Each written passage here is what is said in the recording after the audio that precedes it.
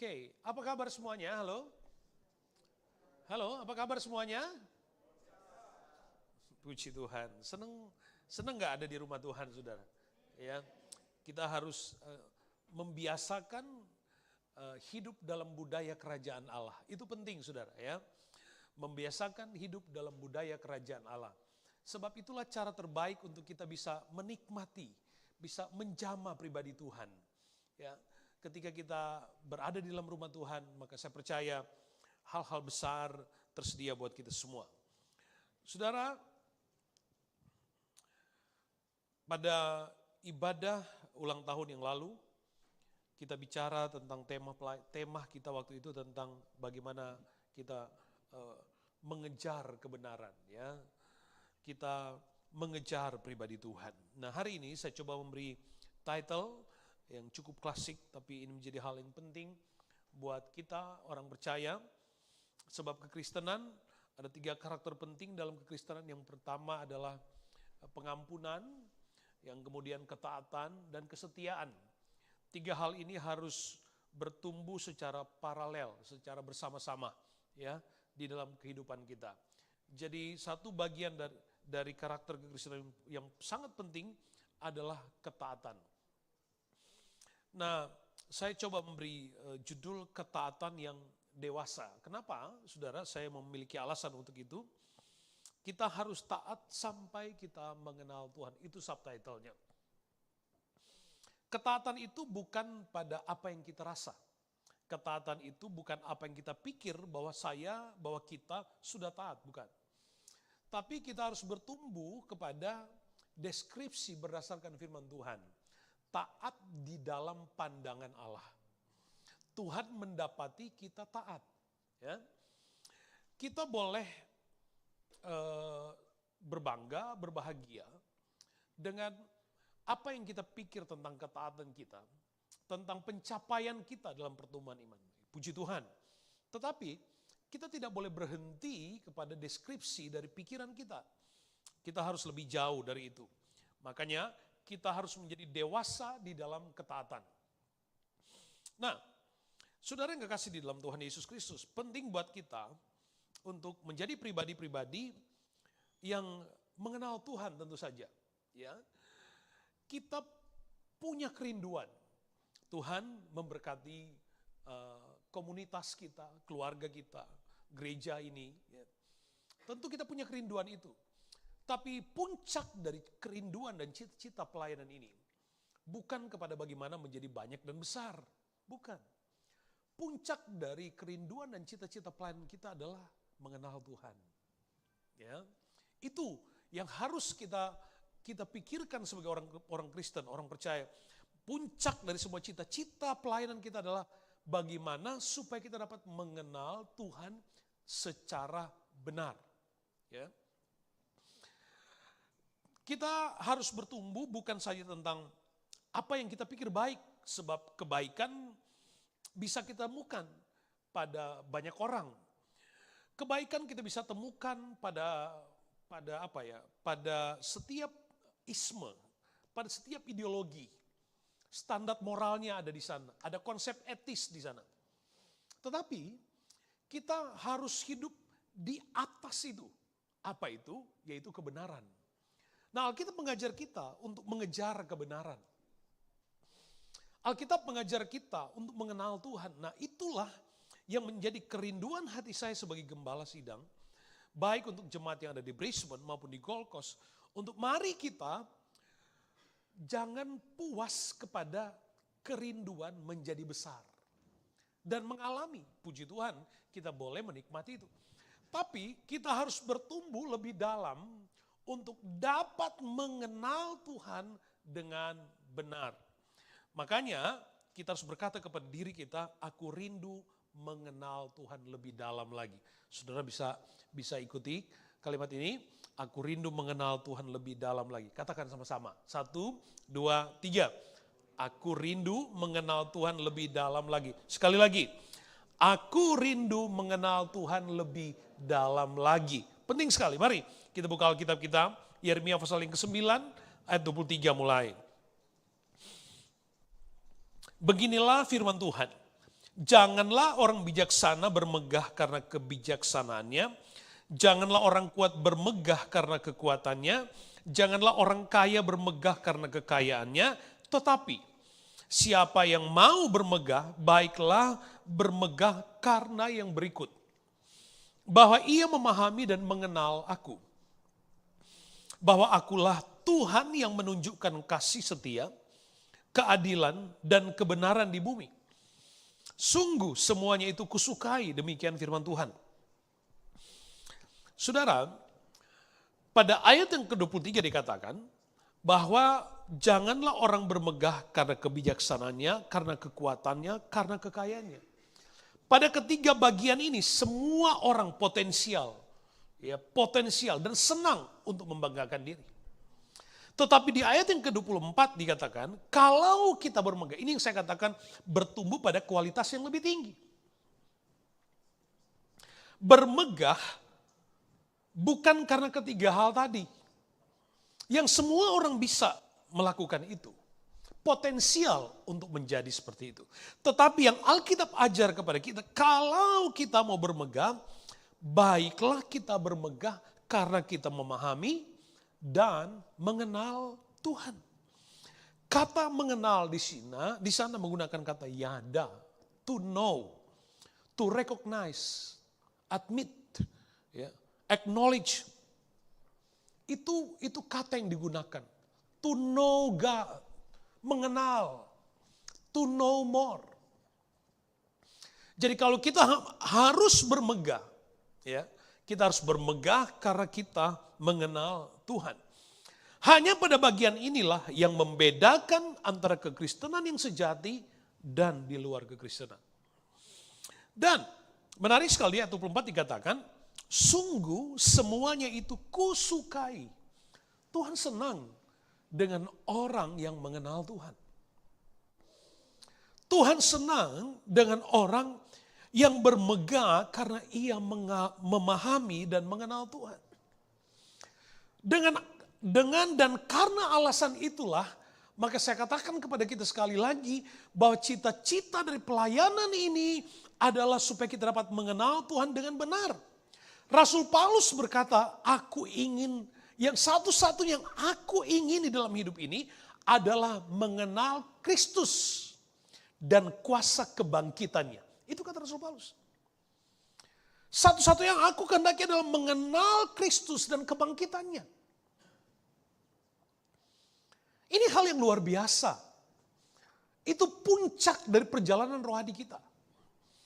Sebab ketika seseorang mengenal Tuhan, maka segala sesuatu itu akan mengikutinya. Atau prioritas-prioritas yang lain itu menjadi hal yang nomor 2, nomor 3 dan seterusnya. Makanya kita sebagai gereja Tuhan, mari saya ingin mengajak kita, ayo jemaat.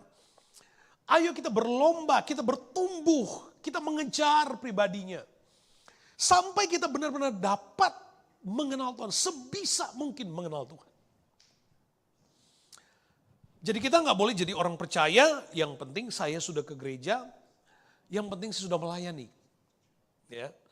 Coba kita tinggalkan dulu bagian ini, mari kita lihat kehidupan seorang yang bernama Samuel.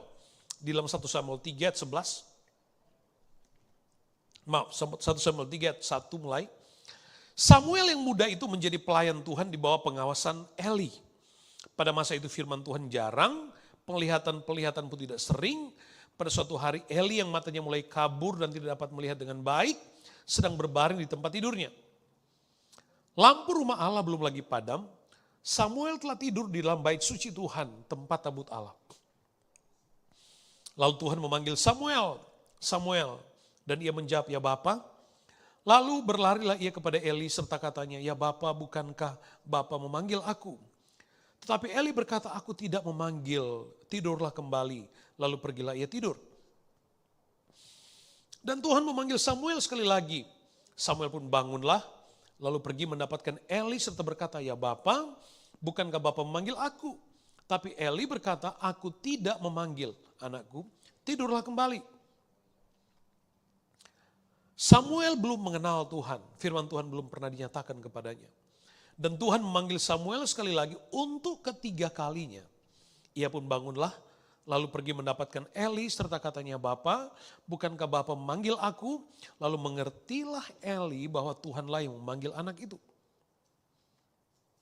Sebab itu berkatalah Eli kepada Samuel, "Pergilah tidur, dan apabila ia memanggil engkau, katakanlah, berbicaralah Tuhan, sebab hambamu ini mendengar." Maka pergilah Samuel dan tidurlah ia di tempat tidurnya. Perhatikan 10. Lalu datanglah Tuhan berdiri sana dan memanggil seperti yang sudah-sudah, "Samuel, Samuel." Dan Samuel menjawab, "Berbicaralah sebab hambamu ini mendengar." Samuel adalah seorang hakim yang terakhir memimpin bangsa Israel. Yang kemudian setelah itu Israel menjadi monarki di bawah pemerintahan seorang raja, yaitu Saul, Daud, dan seterusnya. Di masa pemerintahan Samuel, Israel ada pada puncak kejayaannya. Tidak ada peperangan yang tidak dimenangkan oleh bangsa Israel. Jadi Samuel menjadi hakim, menjadi orang yang dipilih Tuhan.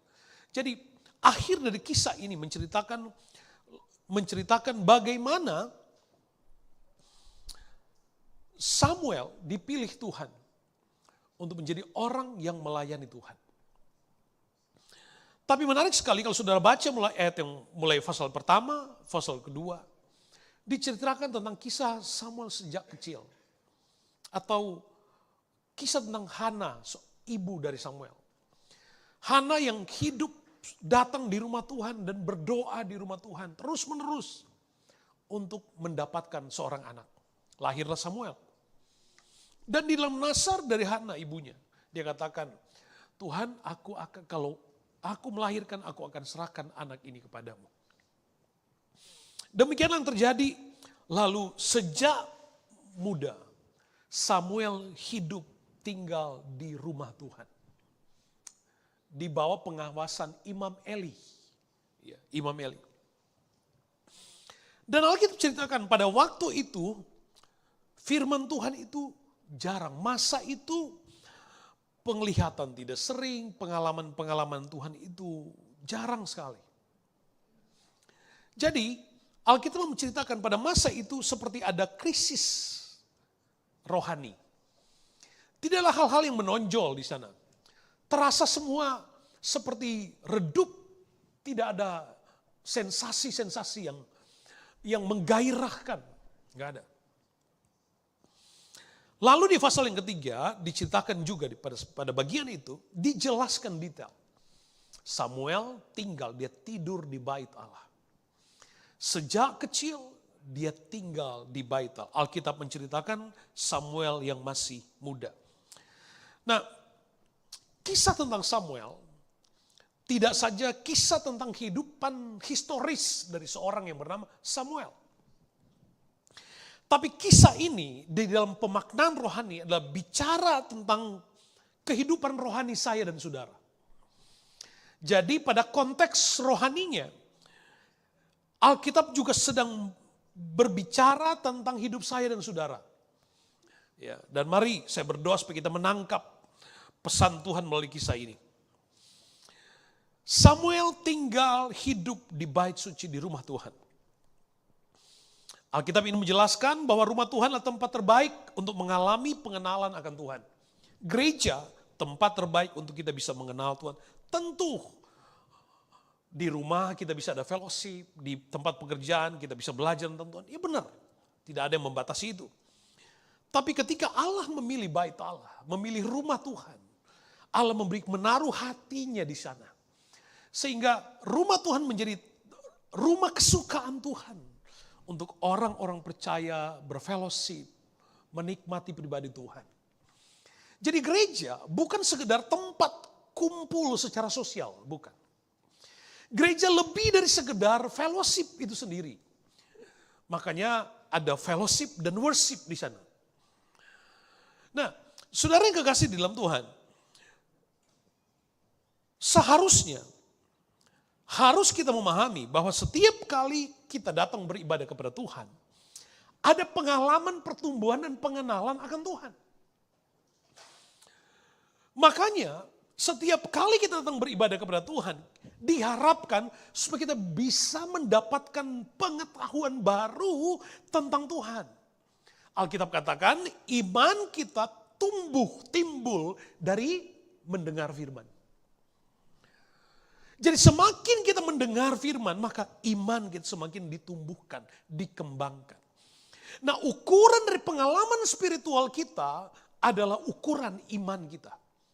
Luas dan kapasitas iman kita menentukan pengalaman spiritualitas kita. Saya berdoa supaya semua kita yang ada di sini tidak terkecuali, kita boleh menangkap pesan rohani.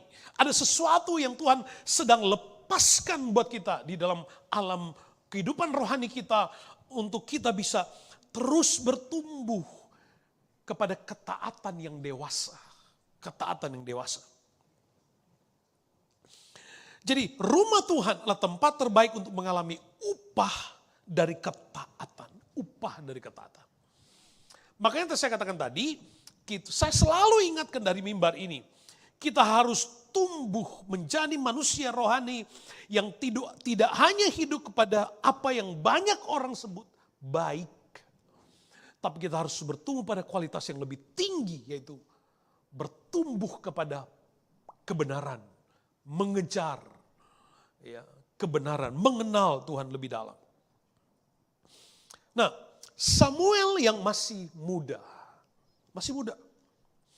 Samuel yang masih muda saya ingin merepresentasikan seperti orang Kristen yang baru mengenal Tuhan. Atau seseorang yang baru belajar.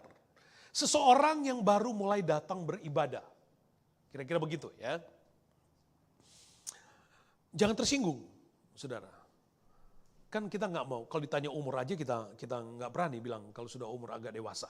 Ya, kalau umur aja maunya disebut muda terus. Bagian rohani dibilang muda, enggak om, saya udah gede. Ya, enggak begitu. Nah, Samuel yang muda saya ingin representasikan orang Kristen atau seseorang yang baru mau belajar mengenal Tuhan. Kristen yang baru bertobat, sedang dibimbing. Kira-kira begitu maksudnya. Sebab kekristenan adalah hidup. Kekristenan adalah hidup yang bertumbuh semakin dewasa. Itu kekristenan. Ya, kekristenan bukan identitas, bukan. Anda di dalam identitasmu, Kristen agamamu, tidak menentukan imanmu, tidak mewakili imanmu. Ya, sebab kekristenan itu kehidupan. Dia harus bertumbuh sampai dewasa. Dewasa dalam pengalaman, pengetahuan, dan pengenalan akan Tuhan. Ya. Bukan dewasa umurnya saja. Karena banyak juga orang yang sudah umurnya, usia kekristenannya panjang, tapi usia kerohaniannya masih belum dewasa.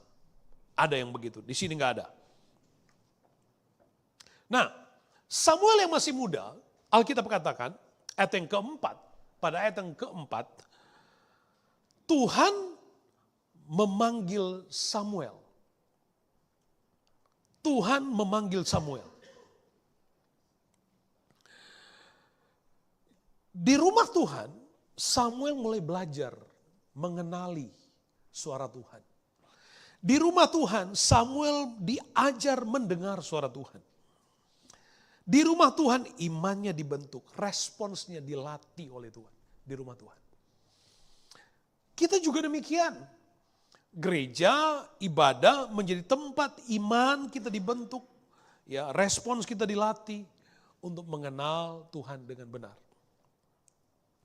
Makanya kita harus mau jadikan gereja sebagai tempat pertumbuhan iman. Tempat kita dilatih. Dilatih untuk apa?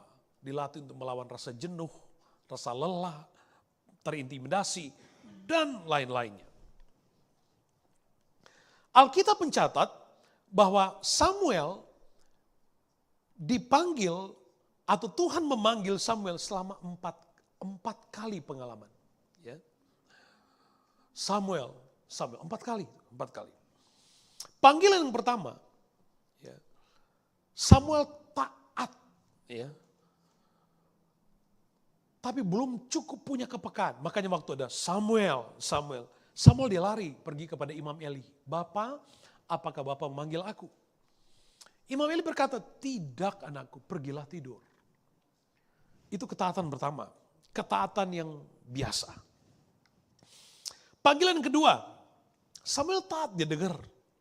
Dia berlari menjumpai Eli. Bapak, apakah Bapak memanggil aku? Sama pengalamannya. Imam Eli berkata, tidak anakku, pergilah tidur.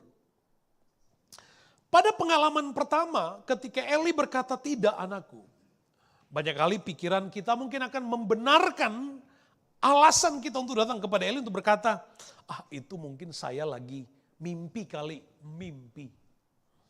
Saya mungkin mendengar tetangga mungkin. Atau hanya tiba-tiba muncul, saya rasa saya dipanggil.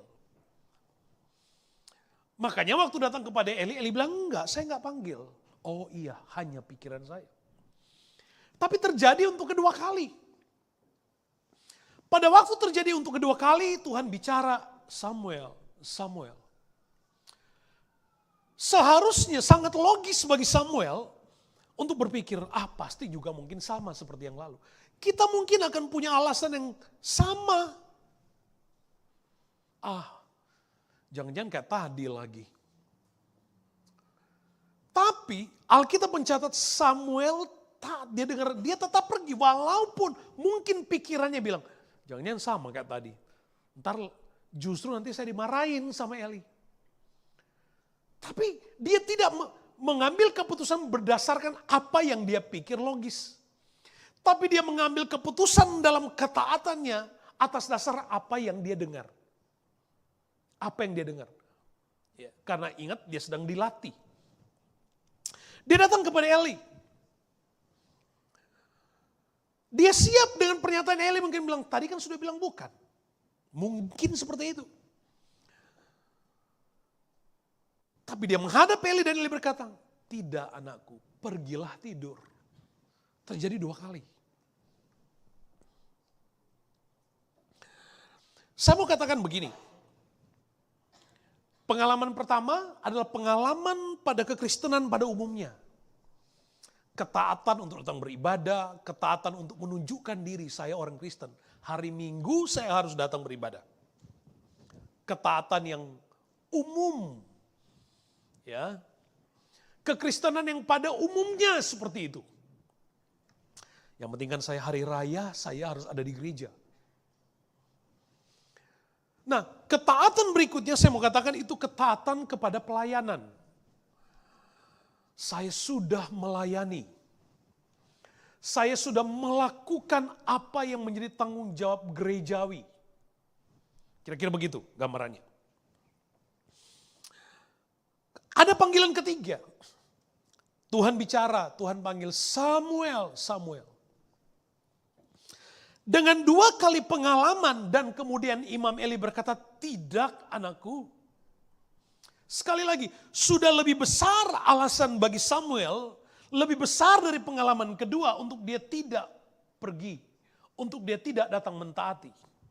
Tapi sekali lagi, dia tidak mengikuti alasan logis pikirannya. Tapi dia mengikuti apa yang dia dengar. Apa yang dia dengar.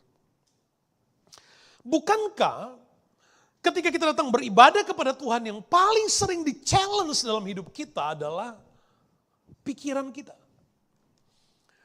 Makanya Alkitab katakan iman bertumbuh waktu kita dengar.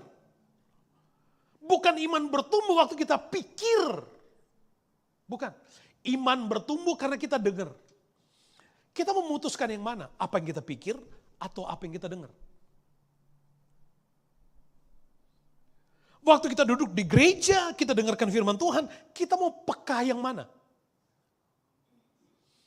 Kalau kita mau bertumbuh secara iman, maka kepekaan mendengar suara Tuhan, itu yang lebih penting daripada mengenali atau mendengar apa kata pikiran kita. Banyak kali ketaatan kita di-challenge oleh Tuhan. Dan itu terjadi pergolakan dalam ruang alam berpikir kita hanya untuk apa? Membatasi kita, menggagalkan pertumbuhan dewasa taatnya kita. Panggilan yang ketiga, Samuel, Samuel. Oh, Samuel punya alasan sekali lagi. Tapi ia tidak tunduk kepada alasan logisnya. Ia tidak tunduk kepada argumentasi yang dia rasa. Dia mungkin bisa pikir nanti ntar saya dimarahin. Ini. Tapi dia peka dengan suara. Karena apa? Mulai dilatih.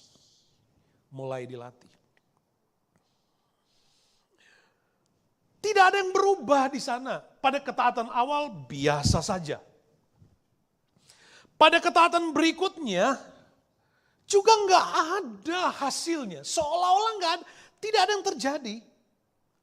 Pada ketaatan berikutnya juga tidak ada buah dari ketaatan berikutnya. Nggak ada. Semuanya biasa aja.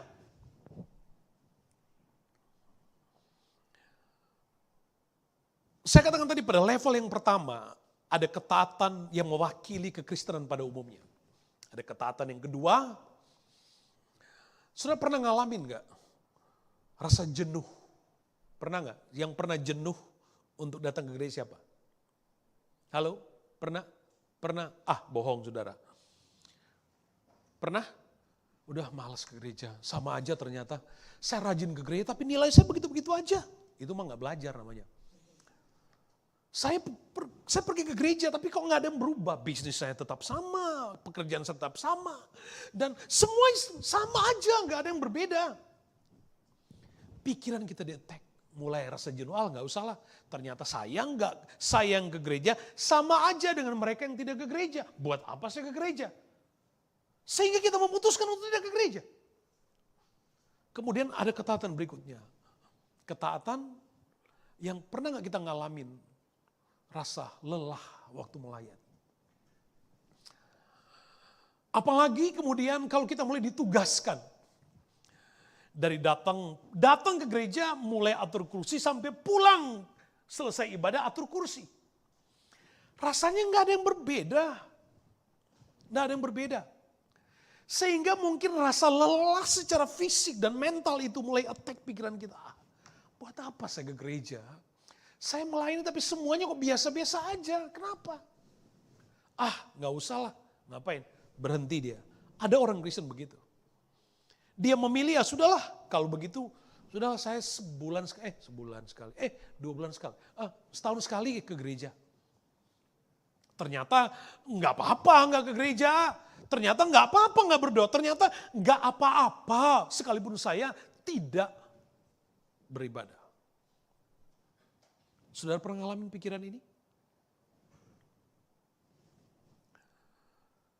Nah saudara yang kekasih dalam Tuhan, di dalam pada bagian ini Samuel ada pada situasi emosional yang potensial mengalami seperti ini. Tapi Alkitab katakan dia tetap taat. Alkitab belum cerita tuh. Sampai pada ketaatan ketiga. Dia dengar, dia datang sama Imam Eli. Eli, Bapak memanggil Imam Eli yang adalah mentornya. Adalah gembalanya mungkin. Adalah koordinatornya. Bilang sama Samuel. Enggak, tapi dia sadar. Perhatikan baik. Ketaatan kita itu harus mengalami sebuah proses di mana kita di-challenge oleh Tuhan. Sampai bahkan bukan cuma jenuh, lelah. Bahkan ketaatan kita di-challenge sampai kita disakiti, seolah-olah disakiti. Disakiti. Ketaatan kita di-challenge kepada keadaan yang tidak ada sensasinya sama sekali. Tapi Tuhan mau lihat, kita mau tetap taat gak? Kita mau tetap setia gak? Kita mau tetap bertumbuh gak? Kita mau tetap pilih Tuhan apa gak? Ketaatan awal itu biasa aja. Ketaatan berikutnya terasa membosankan. Panggilan ketiga melelahkan. Semua tampak biasa aja. Tapi ketaatan itu harus diuji sampai matang. Sampai dewasa. Itu poinnya. Ketaatan itu harus diuji sampai dewasa. Sampai memiliki telinga yang semakin sensitif dengan Tuhan. Makanya, jangan berhenti pada langkah awal atau pengalaman 1 kali, pengalaman 2 kali, pengalaman 3 kali. Saya nggak tahu masing-masing kita punya pengalaman berapa kali dengan Tuhan. Saya nggak tahu. Tapi yang saya mau katakan, jangan berhenti mentaati Tuhan sampai kita bisa memiliki kepekaan rohani untuk bisa mengenal Tuhan dengan benar. Sampai ketaatan kita dewasa dalam definisi Tuhan. Iblis gak suka seseorang itu mengenal Tuhan. Iblis takut kalau kita benar-benar mengenal Tuhan. Sebab contoh seperti Rasul Paulus. Waktu Rasul Paulus menemukan pribadi Tuhan. Dia katakan semua dianggap gak penting. Yang di belakang dia lupakan hanya satu tujuan hidupnya. Mengejar pribadi Yesus. Mengenal Tuhan. Nah, iblis gak suka Anda kenal Tuhan dengan baik, dengan benar. Iblis gak suka Anda hidup dalam kebenaran. Makanya kita di-attack dari berbagai macam cara. Baik itu di-attack dari diri kita sendiri karena pikiran kita. Atau kita mengalami intimidasi dari luar. Godaan dan seterusnya. Banyak sekali. Tapi kalau kita mau belajar menjadi orang percaya yang rindu mengenal Tuhan, proses demi proses akan membuat ketaatan kita semakin dewasa, semakin bisa menikmati pribadi Tuhan. Jangan berhenti, saya mau katakan, jangan berhenti ibadah, jangan berhenti berdoa, jangan berhenti melayani. Jangan berhenti. Anda tidak pernah tahu ada waktu Tuhan di mana kita dikagumkan, ada sensasi baru yang akan Tuhan taruh dalam hidup kita. Lalu tiba-tiba, boom, kita mengalami jawaban Allah. Kita mengalami hal yang tidak pernah kita pikirkan, bayangkan sebelumnya. Kenapa? Karena ada ketaatan, ada kerinduan kepada pribadi Tuhan Yesus. Itulah hati gembala saudara, rindu supaya mari kita belajar mengenal, berusaha mengenal Tuhan. Ayat yang ke-7 pada panggilan yang ketiga. Tapi pada panggilan ketiga, perhatikan. Ayat yang ke-7 katakan Samuel belum mengenal Tuhan. Belum mengenal Tuhan. Dia sudah di gereja. Dia sudah mulai melayani mungkin. Tapi belum punya sensitivitas yang cukup. Sensitivitasnya masih sensitivitas kepada hal-hal duniawi. Ada nggak pelayan yang masih suka tersinggung? Itu karena sensitivitasnya masih kepada hal-hal duniawi. Masih kepada hal-hal yang sifatnya daging. Masih kepada hal-hal ukuran kepada pengakuan manusia. Itu tuh. Ketaatan yang dewasa harus sampai kepada sensitivitas kepada hal-hal surgawi. Sehingga sekalipun kita disakiti, tersakiti, kita tetap Tuhan Yesus. Kalau Anda pernah tersakiti di dalam perjalanan iman rohani, itu belum apa-apa. Pengorbanan Kristus jauh lebih besar dari apa yang pernah kita rasa sakitnya. Jadi kita harus bertumbuh. Nah, pada bagian ini, itu yang dimaksud Samuel belum mengenal. Dia belum kenal Tuhan. Dia masih sedang dibimbing. Dia masih sedang bertumbuh. Sensitivitasnya sedang ditumbuhkan. Ketaatannya sedang didewasakan oleh Tuhan. Sedang didewasakan oleh Tuhan.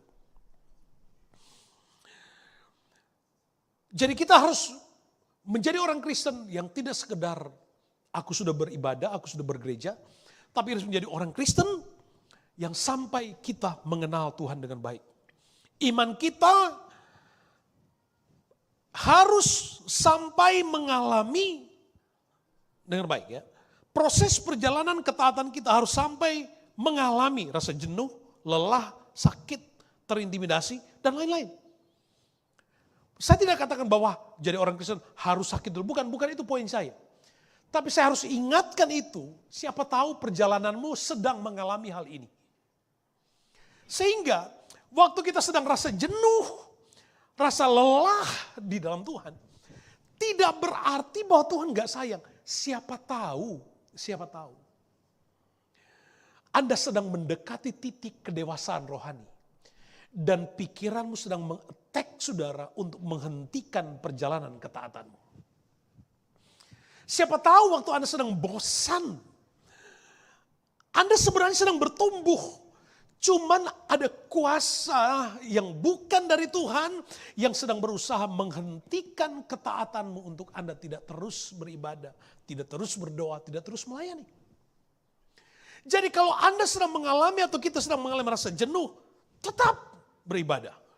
Kalau kita sedang mengalami rasa lelah melayani, tetap lawan itu dengan tetap melayani. Karena disitulah keunikan perjalanan iman kita. Lawan itu dengan ketaatan sampai Tuhan lihat kita dewasa. Tuhan lihat kita dewasa. Nah, Samuel dibimbing oleh Imam Eli. Panggilan ketiga, Alkitab katakan, lalu mengertilah Eli. Mengertilah Eli. Eli ngerti nih. Ini gak biasa nih.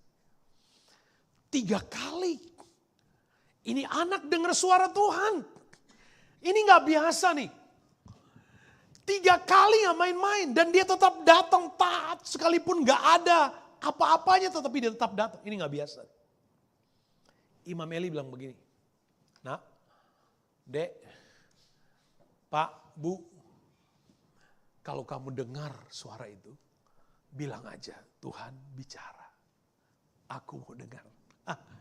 Ini titik sensitivitas kepada hal duniawi kepada sensitivitas kepada hal surgawi. Di titik ini ada peran apa? Ada peran mentoring di situ. Ada peran penggembalaan, ada peran pembimbing rohani di situ. Eli bilang kepada Samuel, kalau kamu dengar, kamu jawab inilah.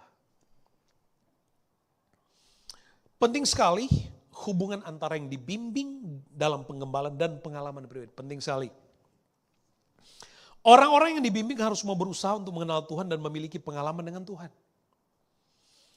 Orang yang memiliki pengalaman harus tetap mau dibimbing. Ada orang yang obsesif dengan pengalaman pribadinya. Tapi gak pernah mau diajar, gak pernah mau dibimbing. Merasa bahwa apa yang menjadi obsesi dalam pikirannya itu kebenaran tunggal. Enggak begitu cara Tuhan. Enggak begitu cara Tuhan membentuk seseorang. Belajar dari kisah Samuel. Samuel bertumbuh pada ketaatan dewasa. Kenapa? Ada peran pembimbingan rohani di situ.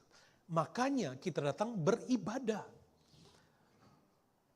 Ada peran, ada momen kita dengar, kita dibimbing, kita diajar, kita dilatih.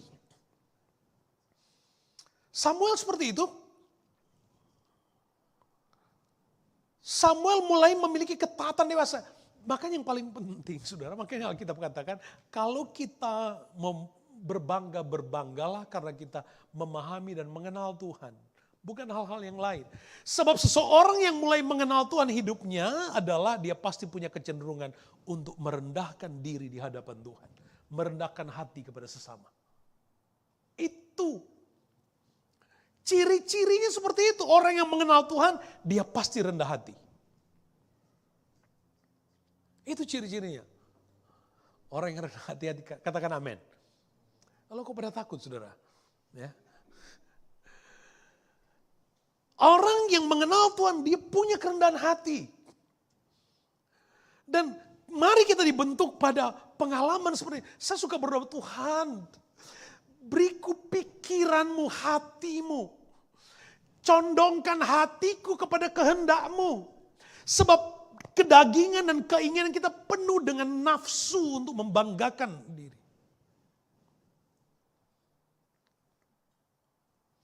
Anda dan kita mungkin punya alasan untuk dapat membanggakan diri. Tapi Tuhan mau kalau kita kita bangga karena kita kenal Tuhan. Dan semakin kita kenal Tuhan, kita semakin rendah hati. Kita semakin rendah diri di hadapan Tuhan. Nah, Panggilan ketiga, Samuel taat, dengar-dengaran, mulai dikenalkan kepada Tuhan. Samuel mulai memiliki ketaatan dewasa dan kepekaan dewasa. Samuel mulai dikenalkan kepada sensitivitas akan Tuhan. Samuel tetap taat. Disuruh melayani pertama. Dia taat. Gak ada buah tuh, belum ada buah. Disuruh melayani kedua kali. Dia tetap taat. Belum ada hasilnya. Disuruh melayani lagi. Terus belum ada hasilnya. Disuruh ini belum ada hasilnya. Tapi dia lakukan. Dia taat, dia setia. Datang beribadah, dia tetap setia.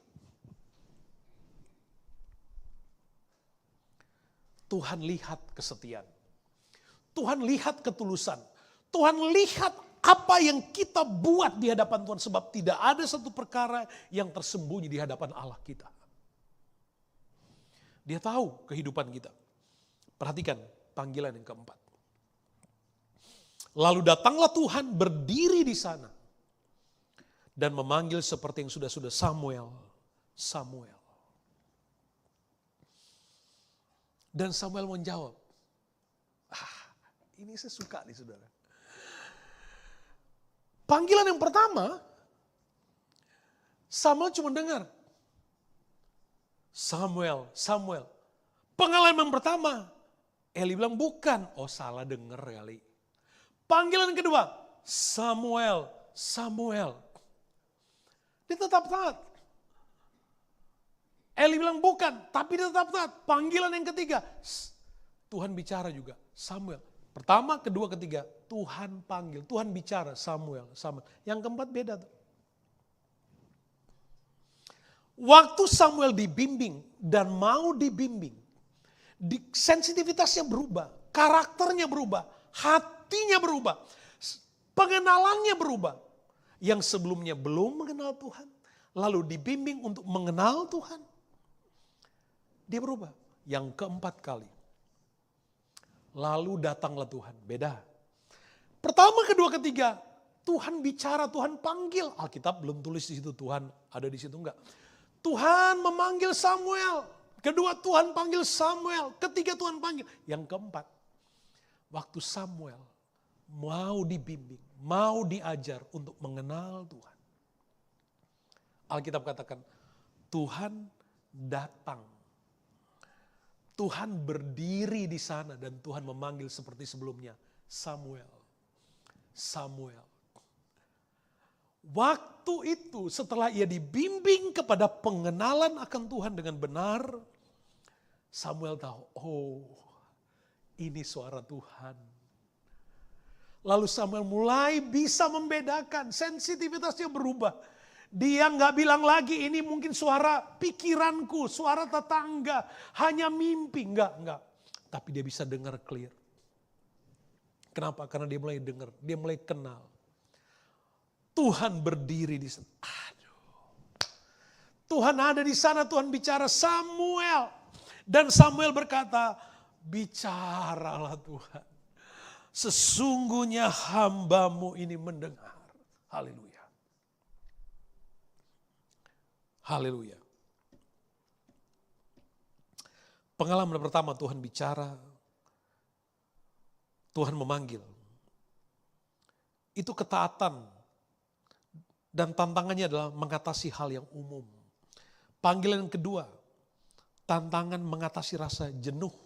Ketaatan yang ketiga, tantangan mengatasi rasa lelah melayani. Tapi pengalaman keempat, Tuhan menyatakan diri. Oh, waktu murid-murid Tuhan di Bukit Transfigurasi, Petrus, Yohanes, Yakobus melihat Yesus berubah rupa. Petrus bilang begini, Tuhan, kami bahagia banget bisa melihat Tuhan dalam rupa yang baru. Makanya saya katakan, cita-cita kita gereja adalah kita bisa mengenal Tuhan dengan benar. Sebisa mungkin kita sampai pada titik seperti apa yang murid-murid Tuhan alami. Oh Tuhan, bahagia banget kami ada di sini. Tuhan suka kepada orang yang mengenal Tuhan. Dan Tuhan ingin menyatakan dirinya kepada orang yang mau mengenal Tuhan dengan benar. Tuhan datang berdiri di sana. Saudara, kalau Tuhan berdiri ada di samping kita, ya tentu kita tahu Allah itu maha hadir. Tapi pernyataan yang spesifik ketika Tuhan bicara dan dia hadir di situ. Oh, itu sebuah pengalaman yang tidak biasa, saudara. Saya selalu merindukan itu. Dan kita harus bertumbuh kepada kerinduan itu. Jangan cuma kenal Tuhan, Tuhan itu omnipresent. Jangan cuma bertumbuh kepada pengetahuan, Tuhan itu omnipresent. Harus bertumbuh sebisa mungkin kita bisa menjamah hadirnya. Sebisa mungkin kita bisa menikmati pribadinya. Di titik itu ada pengalaman, ada manifestasi dan pengalaman besar. Samuel bilang, Tuhan bicara. Sesungguhnya hamba-Mu ini mendengar.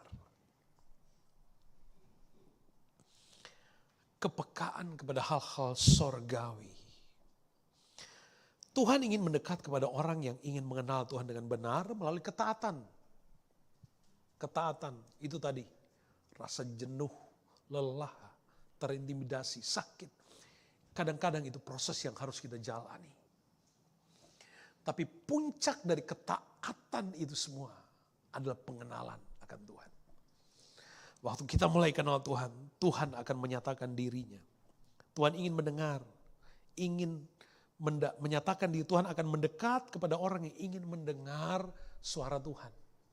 Saya selalu katakan begini, kalau berdoa, jangan amin sampai kita rasa seperti kita sedang menyentuh jendela sorga. Kalau doa jangan cepat-cepat amin. Jangan cepat-cepat amin. Kalau doa pribadi di waktu-waktu private saudara, kalau Anda sedang berdoa, doa sampai Anda bisa menikmati seperti Anda sedang menyentuh sorga. Itu pengenalan, itu pengalaman. Kita punya program 7 minutes with God. Itu bukan program 7 menit aja satu hari. Itu program 7 menit itu on top of doa makan, doa bangun, doa tidur. Bukan cuma 7 menit satu hari. Masa 7 menit satu hari? Enggak. Anda sudah doa bangun, doa tidur, doa makan, baru plus ada 7 minutes private. Ya kan? Kan kalau Anda istirahat kantor kan ada waktu makan siang kan? 7 minutes. Anggap aja itu tidur siang. Diam sebentar, Tuhan. Itu loh maksudnya. Tuhan senang dengan orang yang mau mendekat, mengenal suara Tuhan, mendengar. Saudara bayangkan seorang anak lari kepada papanya, papa saya minta kue. Belum dikasih kuenya, anak itu sudah lari main lagi ke tempat yang lain. Kapan dia dapat? Kadang-kadang kita jadi orang Kristen kayak gitu kan. Tuhan, please Tuhan, saya butuh ABCD. Tuhan belum jawab, Tuhan belum kasih, dia udah lari lagi main ke tempat yang lain. Ketaatan adalah rasa cinta kita akan hadirat Tuhan. Bertumbuh kepada diam di kaki Tuhan. Dengar Tuhan mau ngomong apa. Ketaatan itu diam, ibadah dengar, ibadah. Tuhan mau ngomong apa, itu loh ketaatan. Di pendeta gak berhenti ngomong. Ketaatan diuji. Sampai kita kenal Tuhan dengan benar. Kalau kita kenal Tuhan dengan benar, hidup kita berubah. Tuhan hadir menyatakan dirinya. Saya suka Matius 14 ayat 27. Tetapi segera Yesus berkata kepada mereka, tenang, aku ini jangan takut. Kalau ada Tuhan, hidup kita tenang. Amin. Anak kecil, kalau ada bapaknya, dia gak peduli ada siapa depannya. Iya kan? Anak kecil, kalau dia tahu bapaknya lagi di sampingnya, mau apapun, bahaya pun diterjang. Karena dia tahu ada bapaknya pasti selamatkan dia. Kita gitu sama Tuhan. Kalau Tuhan ada, tenang kita. Kalau Tuhan hadir, Yesus berkata, tenang, aku ini. Jangan takut. Kalau kita dekat sama Tuhan, Tuhan dekat sama kita, enak kita ngomong, enak kita terima. Aku tidak takut. Coba kalau kita jauh dari Tuhan, ukur rasa takutmu. Ngeri-ngeri nih. Karena kita nggak yakin kalau kita dekat sama Tuhan. Tapi kalau kita dekat dan Tuhan dekat sama kita, enak tuh. Tenang tuh, tenang banget. Tenanglah kini hatiku, Tuhan. Nah itu, kalau Tuhan yang pimpin langkah kita, tenang, enak. Kita nggak usah takut. Amin. Amin. Ada contoh yang lain. Yohanes 20 ayat 20-21. Dan sesudah mereka berkata demikian, ia menunjukkan tangannya dan lambungnya kepada mereka. Yesus bangkit dari kematian, dia menunjukkan diri kepada murid-muridnya. Dia tunjukkan ini bekas paku dan ini bekas tombak di lambung. Waktu Yesus yang bangkit dan kebangkitan Kristus bukan hanya dicatat oleh Alkitab, dicatat oleh para sejarawan yang gak percaya Tuhan. Jadi peristiwa kebangkitan Kristus bahwa Yesus itu bangkit, benar-benar bangkit, bukan kata Alkitab saja. Tapi itu dikonfirmasi oleh para sejarawan. Orang yang bukan percaya Tuhan, yang bukan orang Yahudi, mencatat. Bahwa iya, Yesus mati tapi 3 hari kemudian dia bangkit. Dia hadir di tengah murid-muridnya, dia tunjukkan ayat yang ke-20 dan sesudah berkata demikian, ia tunjukkan tangan, lambung kepada mereka. Perhatikan apa Alkitab. Murid-murid itu bersuka cita ketika mereka melihat Tuhan. Haleluya. Kalau saudara kenal Tuhan dengan baik, saudara kita punya sensitivitas dengan, kita bisa nikmati kok Tuhan. Terima kasih buat hadirmu. Waktu Tuhan hadir, ada kesukaan di dalam diri kita. Ada kesukaan baru. The joy of the Lord is our strength and our stronghold. Kesukaan yang Tuhan beri menjadi kekuatan dan itulah waktu Tuhan hadir karena kita mengenal Tuhan dengan benar itu memberikan kekuatan dan kesukaan baru dalam hidup kita. Dan bukan cuma itu.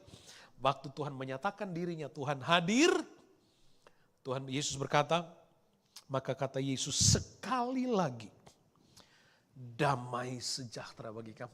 Ini loh, damai sejahtera bagi kamu. Tuhan berikan damai sejahtera. Itu makna dari pengenalan akan Tuhan. Peace be with you. Dari Tuhan. Kenapa? Karena kita kenal Tuhan. Ayo, anak-anak Tuhan di GPD Brisbane, LG Gold Coast, bertumbuh. Ketaatan kita mungkin hari-hari ini sedang di-challenge. Anda mungkin sedang di level rasa jenuh. Anda mungkin sedang ada di level lelah, capek. Anda mungkin ada di level sakit. Tapi kalau Anda tetap setia, tetap taat.